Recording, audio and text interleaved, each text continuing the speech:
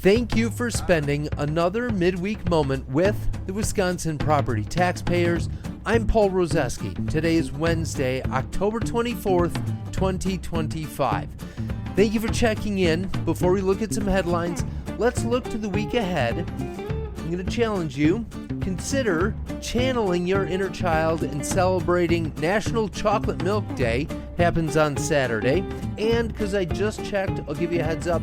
The fall colors in our most northern counties are anywhere from 25 to 40% of peak color. So please, however you celebrate responsibly. In this episode, we look at which big problems lawmakers have been focused on over the summer and what some of the ideas are that they're going to use to address issues and improve things for the citizens of Wisconsin, for the state as a whole. So, let's jump into some news together. Starting off, like I hinted at, lawmakers were busy over the summer, and all of their work that they put in behind the scenes is now hitting the prime time now. And the result isn't just bills that they're introducing, it's whole packages of bills. They've put together a series of bills that are going to do a bunch of individual things to accomplish something big. There are quite a few packages of bills right now that have been introduced, and some of them actually have been weeks, some months, some years in the making. One package of bills was introduced to address housing, improving and streamlining some of the guidelines, approvals, and restrictions on new housing to help increase supply and directly and indirectly reduce costs, because housing is a really tight market. One package of bills, another different package, is focused on workers' rights. There's a whole list of things, including proposing to eliminate right to work, restoring prevailing wage, and a whole bunch more. A different package of bills is focused on education. I know I've hinted at some of the bills in the past. They're focused on curriculum, security, teachers' rights, different financials, where the money needs to go, all that kind of stuff. And as you might imagine, both sides of the aisle are introducing proposals on school finances.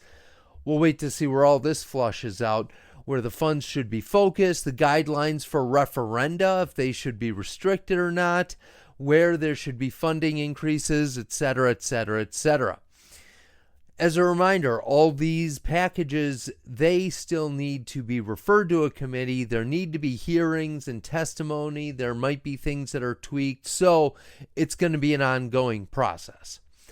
In other news, I thought that this bill package on voting reforms deserved its own update right here because it's pretty fascinating. This package was announced at a bipartisan press conference that was pretty unique. The first lawmaker that spoke was Representative Krug. He worked on a lot of this stuff and voting reforms last session. All you members, you might remember he had an enormous article in our newsletter, The Freehold, talking about all the different things that they could potentially do.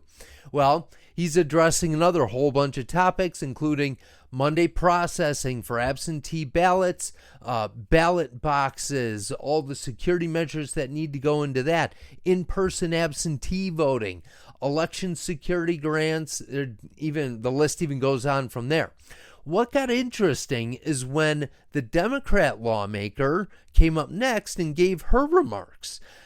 She opened by saying that this joint press conference was done purposely to show that we can coexist and we can communicate even when we don't agree. Representative Snodgrass went on to say that she does not support any of the bills being offered by the Republicans, but that together they wanted to be an example of how civil discourse and debate can exist, and that they've worked together in the past and will continue to do so in the future.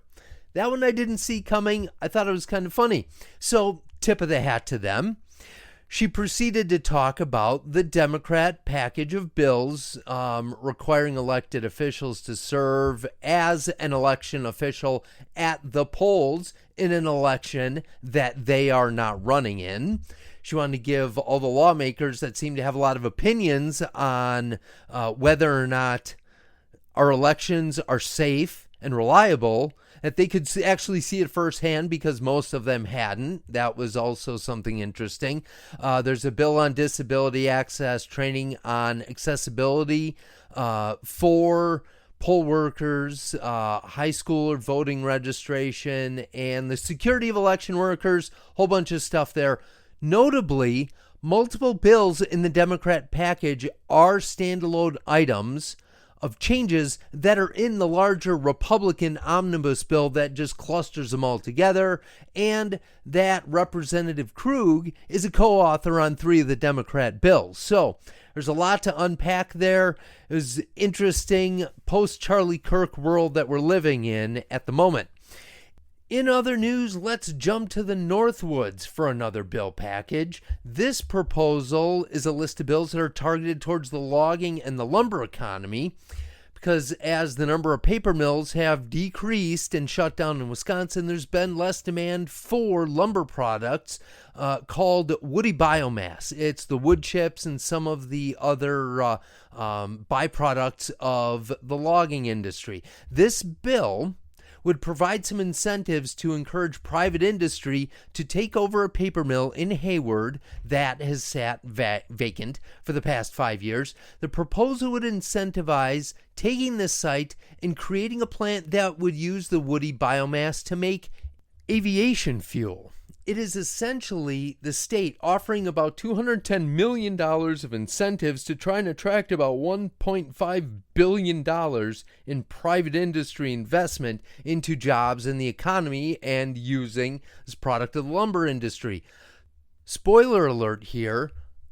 WPT members, check into the Weekly Insider next week to chime in on the membership poll to voice your opinion on whether this would be good government spending or bad government spending. Should we open this offer maybe to more than just one specific location in Hayward?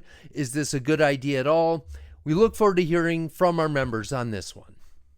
In other news, here's an update, actually 2 updates rolled into one, and it starts with something I've always had an issue with. It's when a city or a town has a proposed wheel tax. It always kind of frosted me when that term was used because it's proposed, but there's typically nothing to keep it from being implemented.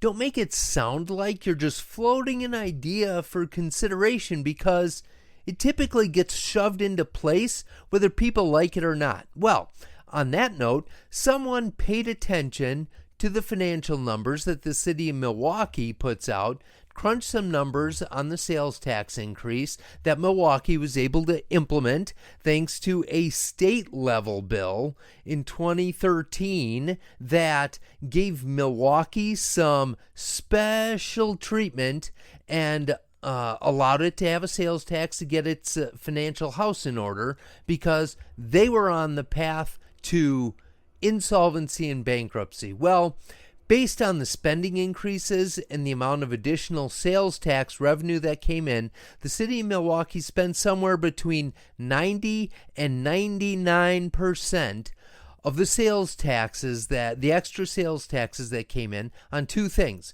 First, towards their underfunded pension program, which was the main goal of this in the first place, to get that to be less of a train wreck. But 70 to 76% of that extra money that came in went to pay raises for the mayor himself, for city council members, and a whole bunch of people, which will cause every future budget to be that much more challenging and pensions to be that much more of a burden on the city. And actually, of note, the folks that got the least amount of pay increase was police officers. Fire departments got a little bit more. All the city employees got a little bit more. The police officers got the smallest percentage of them all. Anyway, I digress. This is a reminder to everyone that approves referenda to increase taxes, whether it's property taxes there, or if you increase sales taxes or wheel taxes, whatever, take stock of where the money goes. And on that note, getting back to wheel taxes, there's a bill that's been introduced that would require any wheel tax to be approved by ballot referendum before it could take effect, which would be great because in hindsight, I have both a city and a county wheel tax on my vehicle registration. I'm sure it wouldn't be retroactive, but I'm sure my burden's here to stay, but maybe everyone else that doesn't have one, there might be a light at the end of the tunnel.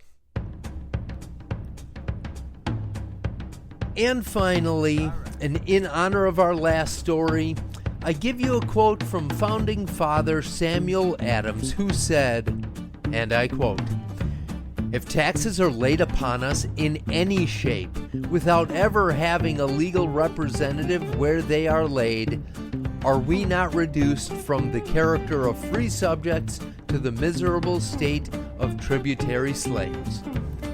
Have a great second half of your weekend. As always, thanks for listening. Wisconsin Property Taxpayers, Inc. is a nonpartisan membership organization consisting of thousands of small business, farm, and homeowner members in every autumn color-loving corner of the state.